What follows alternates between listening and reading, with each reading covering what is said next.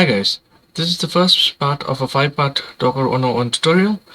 In this video, I'm going to explain to you what Docker is, the need for Docker and what problem it solves, and finally the difference between a Docker and a virtual machine. I've added chapters for simple navigation for each section. Feel free to use it. Alright, let's get started. It all started when Solomon Hykes from .cloud, which is a hosting company now known as Docker Inc., did a 5-minute presentation at PyCon in March of 2013. This was the first time when Docker was released as open source to the community. Check out this video, 5-minute presentation video, and the link is below in the description. Docker is an open platform for developing, shipping, and running distributed applications, whether on laptop, data center, VMs, or cloud. Docker provides the ability to package and run the application in a loosely isolated environment called container. But why do we need Docker now, and what problem does it solve? In the past few decades, we've seen major infrastructure shifts. In the 60s, there were these huge mainframe PCs. With the advent of PCs in the 90s, the first infrastructure wave took place. From traditional mainframe architecture, which had been for like 3 decades here, was converted to a PC distributed architecture by putting in Mac, Windows, or even the DOS at that time, and installing networks using Ethernet cables and TCP protocols. Few years later, not even 10 years, the next shift from data center to virtualization took place because servers were too powerful and utilized the idle time. So we started creating a lot of OSs in a single piece of hardware. This was virtualization. For example, VMware, Hyper-V, and VirtualBox are some of the hypervisors available in the market. The next wave after that is the cloud. Within 5 years after virtualization, we had the cloud starting up on 2007-2008 when Amazon released the AWS solution.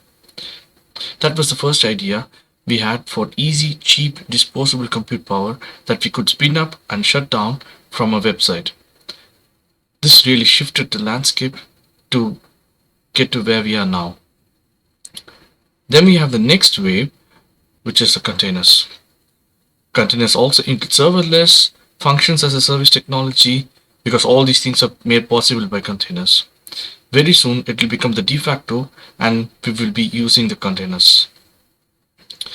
Containers are the next wave in the infrastructure tech, and this is a huge shift in the ecosystem. Each wave is happening faster and faster, and it's even getting adopted even faster. So that's why you need to learn Docker now. So as each of these infrastructure wave takes place, migrations is the hardest part. However, the nice thing about Docker tools is that it is created with developer in mind, which means it will work the same for developers as well as the sysadmins, operators, builders, testers, and etc. Now the Docker solves this matrix from hell complexity. You will have multiple types of applications like front end, back ends, databases, workers, all that needed to work together to run the software. Those will have their own dependencies and different requirements running in different operating systems. And then you have different infrastructures running the software in developer, tester environments, data center, cloud, and so on. There's a whole lot of way of doing these things. But the way the containers work is consistent across the board. It allows you to package the software regardless of the operating system. It allows you to distribute the software regardless of the setup. It allows you to run and test the software the same way everywhere you're running it. Maybe in Mac, Windows, PC, cloud, data center, edge devices, and so on.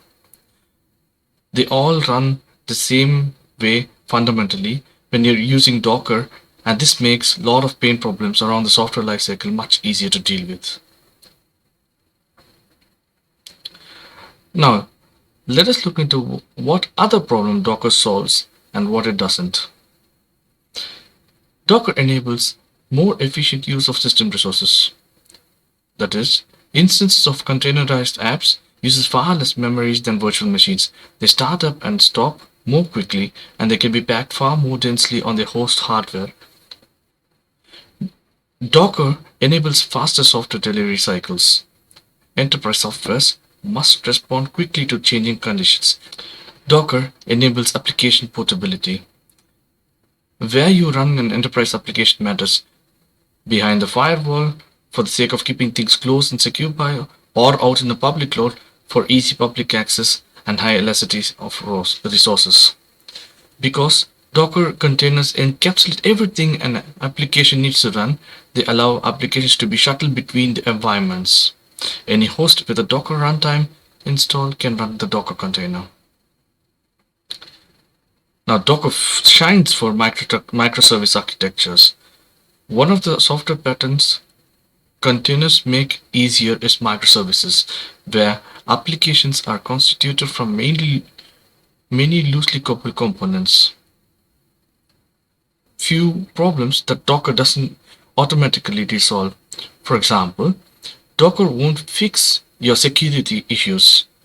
Software in a container can be more secure by default than software running on a bare metal. Docker doesn't turn applications magically into microservices. If you containerize an existing app, this can reduce resource consumption and make it easier to deploy, but it doesn't automatically change the design of the app. Docker isn't a substitute for virtual machine. This is one of the myths that containers can make the virtual machine obsolete. Of course, many apps that can be run in a VM or virtual machine can be moved to a container, but that doesn't mean all the apps can be moved or should be moved. If you're in an industry with heavy regulatory requirements, you might not be able to swap containers for virtual machines. Okay, I've mentioned a lot about virtual machines and containers. Now I'll explain to you the difference between virtual machine and containers. So, virtual machine and containers have similar resource isolation and allocation benefits, but function differently because containers virtualize the operating system instead of the hardware. Virtual machines are an abstraction of physical hardware, turning one server into multiple servers.